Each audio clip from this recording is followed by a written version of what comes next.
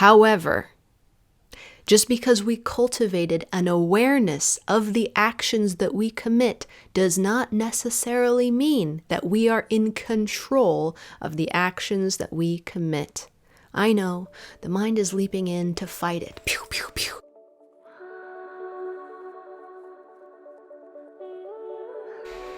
May you be open, my love, to the possibility that you have not sinned and need to be punished for it. Phrased another way, may you be open to the possibility that you don't deserve guilt and need to suffer now for it. May you be open to the possibility that you, what you are, has always been and always will be innocent. May you be open to the possibility.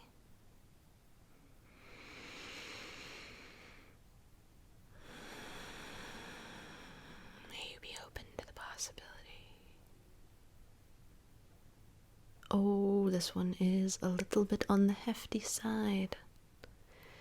Because if we begin to open to the possibility that we don't need to feel guilty, another layer of guilt rolls in right behind that one, doesn't it? Oh, think of all the time I've wasted feeling guilty then. And all the suffering I've done has been for nothing? Hell no. Oh yes, but it hasn't been for nothing, my love. Let me explain. In a world where you can only be one of two things in this reality of duality, you're either living in a patterned system where you identify with all of the patterns that make up you. We have physical patterns, we call that DNA. We've got cells, that the building blocks that create this body, all patterns. Then we've got patterns from environment, from nature, from nurture that create the way we think, the way we feel. All of that compiles, and if you identify with all of that, and you say, oh, that's me, this is me because I feel and because I think, because I have a body, therefore, I suck.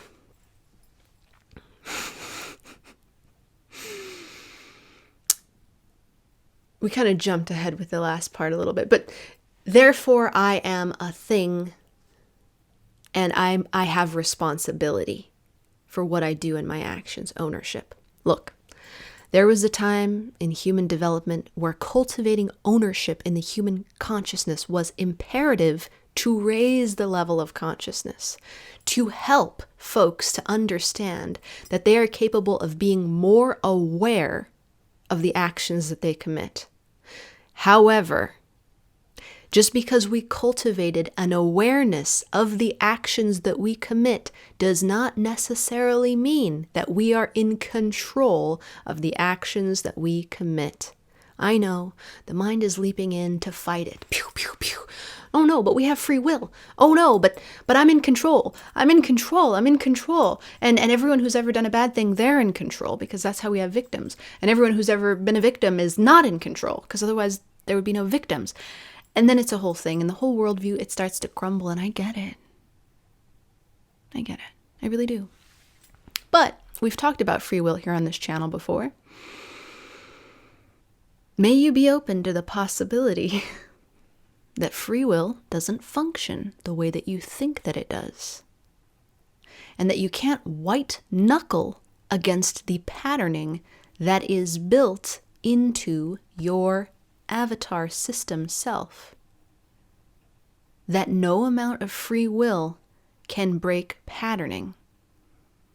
And that perhaps it is a great and gross injustice to try to convince folks that it is their lack of free will that makes them shitty. May you be open. May you be open to the possibility that instead, free will is an opportunity to shift from identifying with the patterns to identifying as the observer, And in the gap that occurs between those two identities, there is a space that allows for a pattern interrupt. It is completely different than forcing, straining, or agonizing to control yourself. A premise that some of us were raised on. Control yourself. It goes hand in hand with sin. It goes hand in hand with guilt.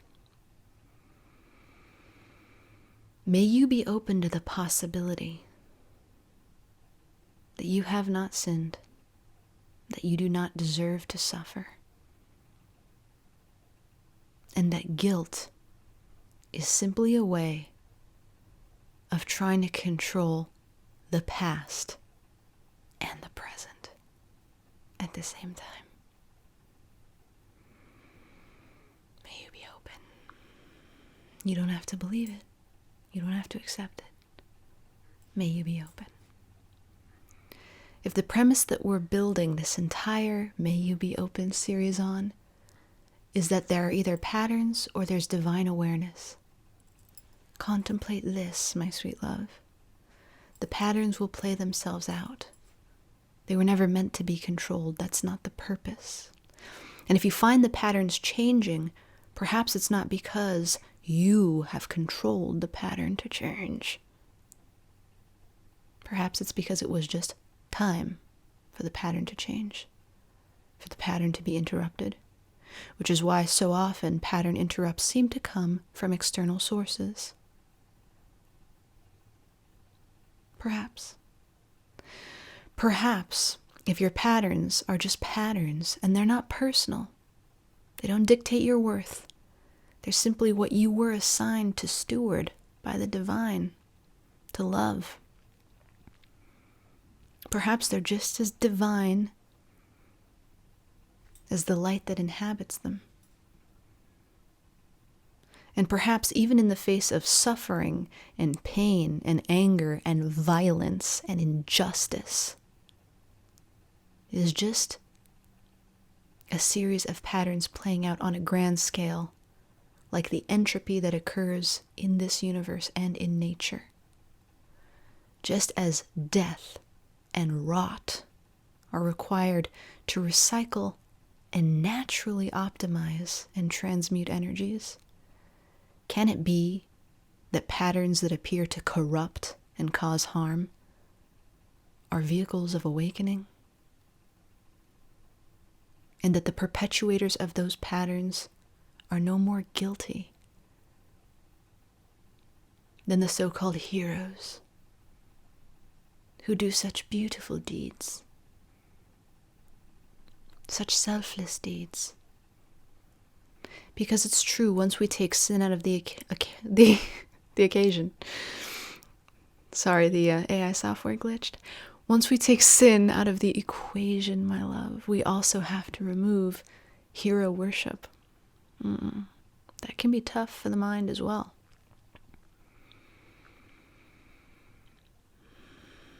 But once we begin to see everything as a series of patterns, every behavior, every one, we don't need to worship.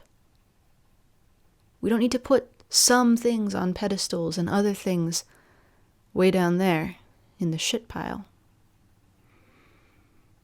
We can start to realize that everything has a use, everything has a function, everything has a purpose. Even if our mind can't comprehend it, it obviously does, or it wouldn't exist at all. And that which you lay your eyes upon is holy and is sacred because you, the divine, are laying your eyes upon it. It's precious. You could never sin because you're not the patterns. And the patterns could never be wrong because they were created by the divine and have no will of their own. As much as they may fight to pretend otherwise, because that raises the stakes and makes the game all so much more passionate and intense and exciting. Doesn't it? But if you can breathe and witness the patterns you call you play out without attachment, with mercy, with forgiveness, and with love, unconditional love, then in very rapid order you will wonder how you ever believed that you were shit. Or, more hilariously, that you were a series of pre-programmed impulses. Even the very same impulses that rattle around in your head and try to convince you that by thinking about things, you're intelligent.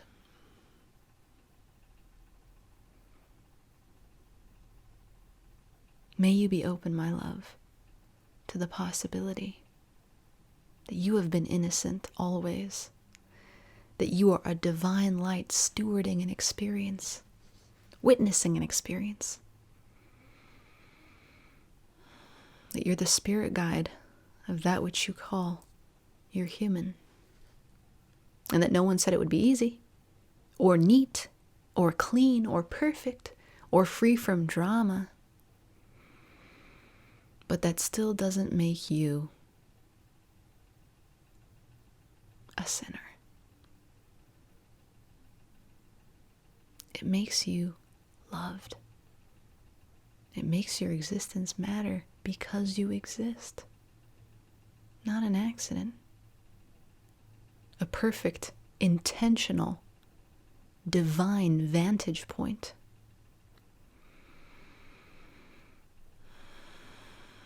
You're love, through and through. And the only thing that stands between you and feeling that is the need to believe that you're in control, that your patterns run the show. They're important because they are destined to be transmuted. But they're not the intelligence running the show. They are the show. May you be open, my love. You are worthy yesterday, today, and tomorrow. Until we meet again, I am sending you all of the love that I've got. It is always more. It is never less. Because if you haven't gotten it by now, my love, you are so very worthy of it.